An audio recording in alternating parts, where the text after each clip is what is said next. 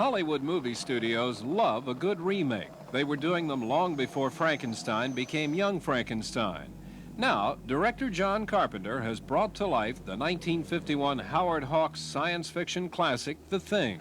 Carpenter calls the picture less a remake than a refashioning. I felt at first it might be a mistake to try to remake any film. But then on thinking about it, what a challenge. The Thing was adapted from the 1938 pulp story Who Goes There, written by John Campbell, one of the deans of science fiction. It concerns an isolated group of research scientists at the South Pole who battle a murderous creature from another planet with the power to change its form and possess its victim's mind and body.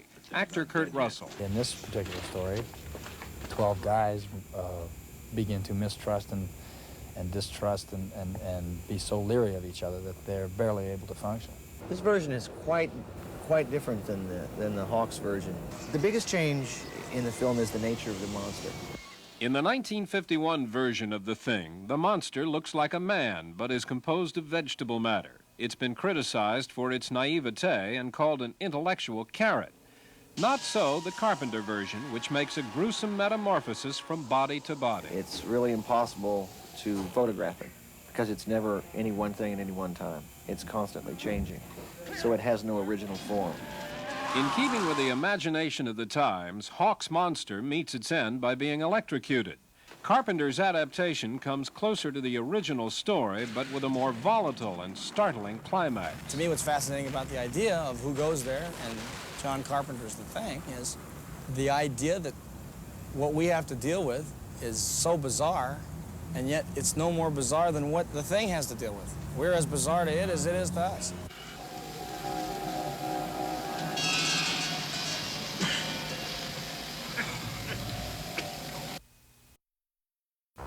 More than ever before, movie makers are going on location to add realism to their films. The setting for John Carpenter's new movie, The Thing, is the ultimate desert, Antarctica. To simulate those severe conditions, Carpenter chose Stewart, British Columbia, and the Taku Glacier in Juneau, Alaska. We picked Alaska primarily for its look, and secondly, because we could get access to the ice fields and the glaciers and build our sets out there. A principal movie set is the American Research Station, which was constructed near the former gold rush town of Stewart, British Columbia. Every hotel room in the remote community of 1,500 was booked, and crews worked for weeks in temperatures near 30 degrees below zero. We had a lot of problems in filming. It was cold. We had to fly in by helicopter every day to do our shots and then fly back out. A limited amount of daylight because we were shooting in November and December. We had lenses that would freeze up on us. Yeah, #1. Star of the movie, Kurt Russell, used to the palmier climes of Southern California, enjoyed working in Canada. It was pretty rugged. I mean, it was pretty interesting. It was like being on the moon, kind of, you know. It was nothing but whiteness around you. Despite the heavy snowfall, Hollywood was not to be outdone by nature. Large fans blew in artificial snow to beef up the blizzard scenes. Interior locations were filmed on frozen-down stages in the middle of a torrid Los Angeles summer. It was about 108 degrees, and we were shooting on sets that were 20 degrees and wearing heavy parkas and things. And so when you go outside, it was difficult not to catch colds and get sick. If shooting on location adds important elements of realism, Carpenter admits it also brings its own share of difficulties. I'm dealing with shooting in very rough conditions in the snow, which is always very difficult. Dealing with big effect scenes, big chase scenes, big explosions. It's just very complex.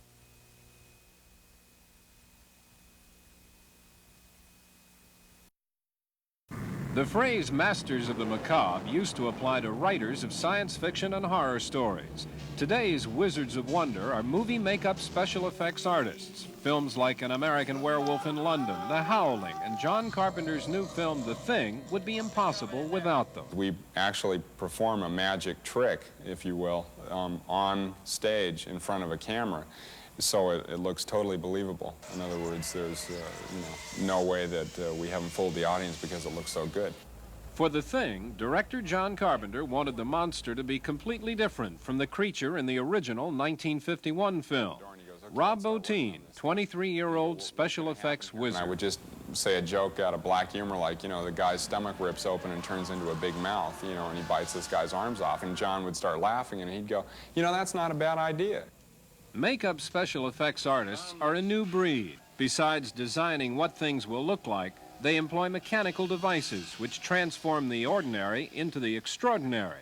To make the thing believable, Bottin needed appropriate stand-ins for real actors. You go ahead and make a puppet that looks exactly like the person, and then putting mechanical effects inside to go ahead and move, you know, the puppet. We'll use hydraulics, we'll use pneumatics. We even ran one of the puppets off of a computer.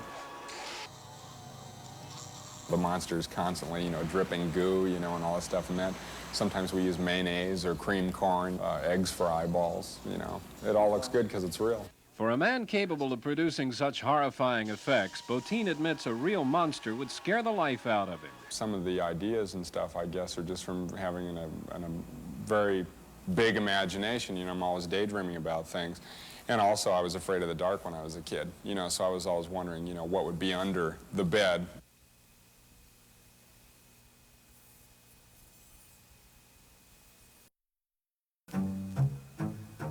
America's love affair with horror movies. Who makes them? Who creates them? Who loves them? I like the blood, I like the gruesome stuff. That's real nice. Find out why, in Hollywood, horror's the thing.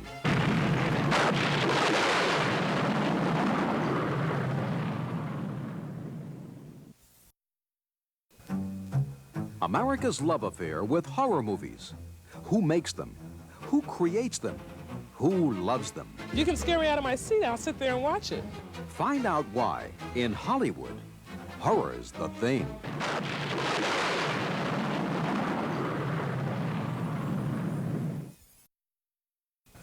Find out why, in Hollywood, horror's the thing.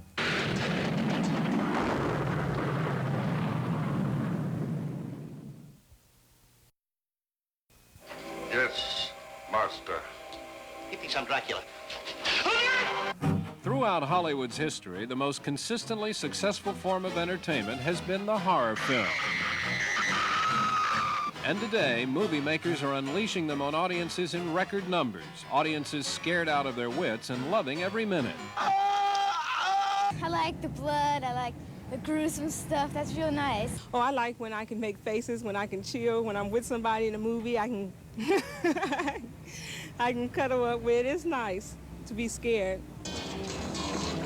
The more you scare people, the more they get that physical release, the more they feel good about letting it go. You can scare me out of my seat. I'll sit there and watch it.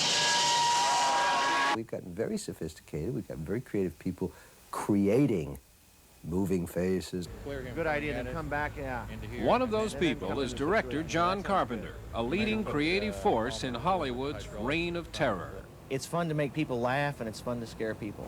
There's an emotional reaction from the audience. If you're getting that, you can really feel it. People standing in dark corners, kind of lurking there, and you know what's going to happen. It's going to jump out and get you. I look around to see other people's reactions. Are they really as scared as me, or am I making a fool out of myself? Put my head over my mom's legs. Alright, it's kind of like that. Whatever the reaction, one thing seems certain. Everyone enjoys a really good scare. I do love the scary movies. They're great. I don't like to be scared. But they're only masks. I'd rather watch Fred Astaire dance.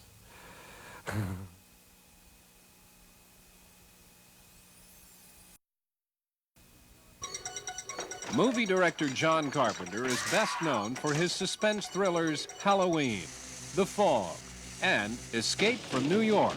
Yet few people realize that he has written and directed a wide range of films and has even composed the musical scores for several of his movies. My father was a PhD in music. He headed a music department in Bowling Green, Kentucky. I grew up around music, and I sort of assimilated it without really knowing much about it. From Bowling Green, Carpenter traveled to Los Angeles, where he attended the famous USC Film School. After writing and directing several smaller films, he hit it big with the movie Halloween, now considered a classic study in terror and suspense. I like situations in which people are trapped, and people are under pressure. I kind of respond to it. It's kind of my life view. And that's the way I make film. Carpenter next directed the critically acclaimed television movie Elvis, which starred Kurt Russell, who also worked with Carpenter in Escape from New York. He has a style. He has a definite style. I can watch a show and know immediately that it's a John Carpenter picture, just by the way the camera moves and the way the timing of it moves.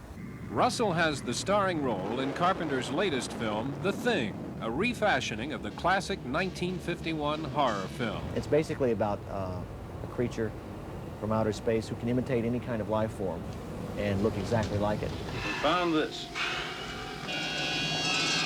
Monster movies are hard to make because you have to get the audience to believe in something that isn't real. And it's a challenge to make the audience believe that this thing is actually real and is actually doing what it's doing. And I wouldn't say it's fun to do, but it's rewarding when it works.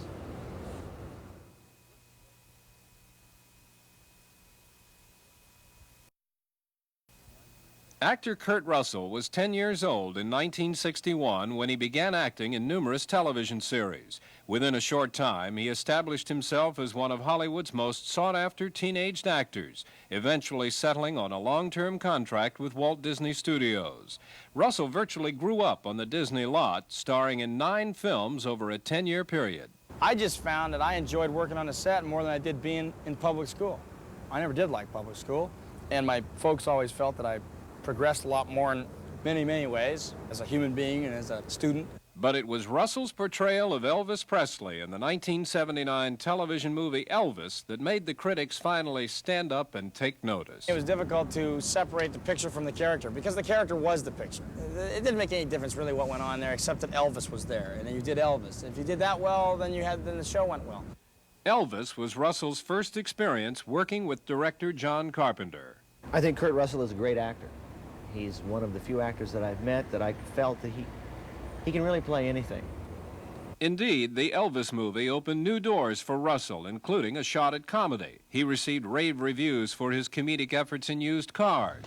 And teaming up again with John Carpenter, he starred in the science fiction thriller Escape from New York. I just loved playing a character who was totally one-dimensional. And I love that kind of movie. Only can you do that in the movies, and only can you be like that in the movies. Russell plays a similar character in The Thing, his latest movie with Carpenter, a refashioning of the 1951 classic horror film. When I'm scared by something, it's because I don't know what it is and I'm confused by it. I think that when I was playing the part of McCready in The Thing, that's basically what I was looking at, was the amazement of it. At 31, having achieved new success and new recognition, Kurt Russell reflects on his 21 years in show business. All I could ever say about it was I would wish for everybody to have the kind of life that I've had. I just can't complain.